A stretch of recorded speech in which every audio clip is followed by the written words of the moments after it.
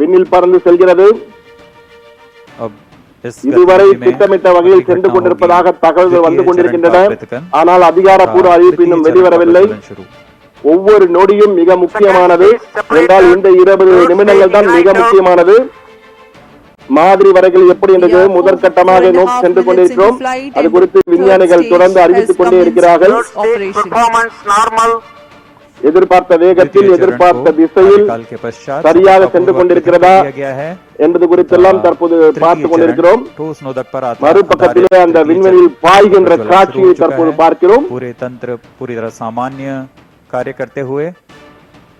என்றால் positioning, accurate relative positioning and velocity measurement during the docking process are very important என்று கூறுவார்கள். எனவே இந்த வேகமும் அதே போன்று எந்த திசையிலே சென்று கொண்டிருக்கிறது என்பதும் மிக மிக முக்கியமானது. இதுவரை திட்டமிட்ட பாதையில் சரியாக சென்று கொண்டிருப்பதாக தான் தகவல்கள் வந்து கொண்டிருக்கிறது.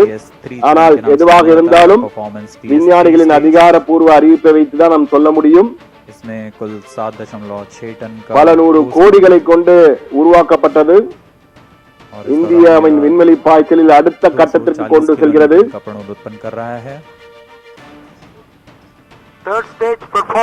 நேரலையில் நாம் பார்த்துக் கொண்டிருக்கிறோம். நேரலை காட்சிகளாக கொடுத்துக் கொண்டிருக்கிறோம். இந்தியா மிகப்பெரிய ஒரு விண்வெளி பாய்ச்சல், அதற்கான மிகப்பெரிய முயற்சியாக முதற்கட்டமாக இந்த ஆராய்ச்சியை நடத்தி கொண்டிருக்கிறோம். முதற்கட்ட அறிவிப்பு இன்னும் சில நிமிடங்களில் வர இருக்கிறது. சரியாக செல்கிறதா இல்லையா என்பது குறித்த முதற்கட்ட அறிவிப்பு இன்னும் சில நொடிகளில் வர இருக்கிறது. என்றால் இந்த ஆய்வு மிக முக்கியமானது. ஸ்பேடெக்ஸ் திட்டம் ஏன் மிகவும் முக்கியமானது என்றால் இத்திட்டம் குறைந்த செலவில் தொழில்நுட்ப திட்டங்களை செயல்படுத்த முடியும் விண்வெளியில் என்பது மிக முக்கியமானது. அதற்காக தான் இந்தியாவின் விண்வெளி தொடர்பான எதிர்கால முயற்சிகளுக்கெல்லாம் மிக முக்கியமாக இந்த தொழில்நுட்பம் மிக அவசியம். இந்தியா விண்வெளி நிலையத்தை உருவாக்குவதற்கு தனியாக இந்தியாவின் விண்வெளி நிலையத்தை உருவாக்கலாம். சர்வதேச விண்வெளி மையம் இருப்பதை போல இந்தியாவிற்கான தனிப்பட்ட முறையில் இந்திய விண்வெளி ஆய்வு மையத்தை உருவாக்குவதற்கான ஒரு திட்டம் இது. அது மட்டுமல்ல, இந்திய விண்வெளி வீரர்களை சந்திரனுக்கு அனுப்பும் போது அவர்கள் இந்த விண்வெளி மையத்திலே தற்போது சுனிதா வில்லியம்ஸ் இருப்பது போல தங்கி இருந்து அங்கிருந்து நிலாவுக்கு சென்று ஆராய்ச்சி செய்துவிட்டு மீண்டும் வந்து அங்கிருந்து பூமிக்கு திரும்பலாம். அதற்கான முயற்சிகளுக்கு இது முன்னோட்டமாக இருக்கும்.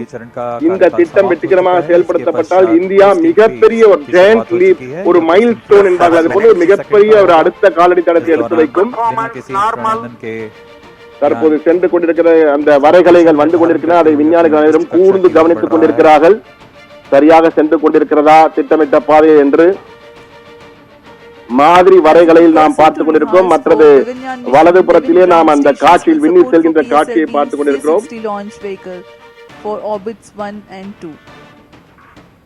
2 விண்கலன்கள் மற்றும் 24 பேலோட்ஸ் விண்கலன் ஆய்வு கருவிகள் ஆகியவற்றை எடுத்துக்கொண்டு தற்போது விண்ணிலே பறந்து கொண்டிருக்கிறது. மொத்தமாக 440 கிலோ எடை, 2 செயற்கைக்கோள்களும் சேர்த்து PSLV C-60 ராக்கெட் தற்போது பறந்து கொண்டிருக்கிற காட்சிகளை தற்போது பார்த்துக் கொண்டிருக்கிறோம்.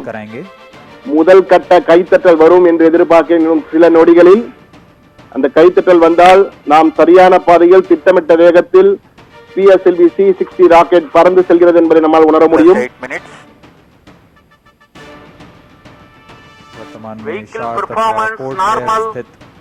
ஸ்பேடெக்ஸ் திட்டத்தின் அனுப்பப்படும் 2 விண்வெளி கலன்கள், அதாவது செயற்கைக்கோள்கள், ஒன்று கேசர் என்று பெயர் STX-01, இரண்டாவது டார்கெட் STX-02. தற்போது அந்த விண்வெளி மையத்திலே விஞ்ஞானிகள் என்ன பேசிக் கொண்டிருக்கா என்பது குறித்து அந்த நேரலையில் அந்த காட்சிகளை தற்போது நேரலையில் அந்த காட்சிகளை பார்த்துக் கொண்டிருக்கிறோம். Third stage separated. We have a confirmation